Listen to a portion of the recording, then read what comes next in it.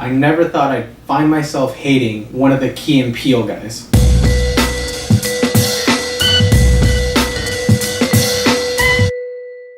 Friends from College. So Friends from College is a Netflix original, and it deals with literally that. Friends that used to be really good friends back in college, all coming together again in their adult lives, and then dealing with a bunch of crap. Basically, this show has two main things going within the story. Number one, the two main characters, played by Kobe Schmolders and Keegan from Key and Peele, they're both moving back to New York, where the majority of their friends that they used to go to college with live. They're moving back because they're having changes in their careers, and they're also trying to have a baby. At the same time, the husband is cheating on his wife with one of the other main characters, who also is a friend from college. And so those are your two main stories going throughout this series. It's another short mini-series, not a lot of episodes. I find the show to be a little bit strange, but I still found myself having a lot of fun with it. It has a lot of very, very funny moments, but it's still strange in the fact that it doesn't seem to go anywhere for a while. I feel like when it's a mini-series like this, you want the episodes to kind of have a good flow, to have a good story that it's going episode through episode, or at least have some kind of theme. The theme that I think they tried going for here was how crazy or how different you can sometimes act when you're hanging out with an old group of friends. Attitude that's driven by old nostalgia. And I think if they would have focused on that a lot more and have them be an all-out either dramatic comedy instead of trying to maybe be too many things at once, I think the show could have been a lot better. And the reason that I hate one of the main characters, and I don't hate the actor, I hate the character that he's playing, but that's more so kudos to the actor who does a good job at portraying that. He's trying to make you feel sorry for him for cheating on his wife, and he's trying to convince himself and the girl that he's cheating with to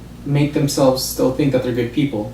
And on the base of it, I guess, yes, they're okay human beings, but what they're doing is fucked up. And this is where I see that they tried to do two things at once, because there's episodes when the two people are having their affair and they get into funny situations, and I think if they would have stayed with that and just kept to the more comedic part of it, it could have been a lot of fun to watch. But they do that, and then they do the supposedly dramatic parts, and I don't find a good balance. Ultimately, I also think that that's why the show kind of ends abruptly. It seems like the show was going towards a certain resolution, and it doesn't really get there. And personally, I feel like they were almost just doing it to set up a second season. And I think that can fail if you're focusing too much on, oh, we'll tell that story later. Tell it now, because you want to make sure you tell the best story you can now, and then if it's great, then continue on with that story. Despite those struggles with the balances, the characters themselves are hilarious. And that's why I feel that if they would have focused more on the comedic part of the show, it would have been a lot stronger. The best episode to me is the one where they all decide to go on a wine tasting tour. And this is where I think the show was at its best. There's a clip in this episode that had me and the missus laughing our butt off, and I think that's where the show played a lot to its strengths. It knew that the characters are funny, put them in a funny situation, have them do something hilarious. And yes, there was serious moments and at points dark comedy within this episode, but it still made it great. My favorite character for sure is Marianne. She's played by Jae-soo Park, and despite her probably not having the most together life, the way they write her, she's the most free person that's not constrained by all this life stress. And she's also hilarious. The scene that I mentioned before that happens during their wine tasting tour, she's at the center of that scene. And overall, I thought she was fantastic. Currently, as it stands, there is only the one season on Netflix. There is reports that a second one will come out. Whether or not it was intentional to eventually have a second season,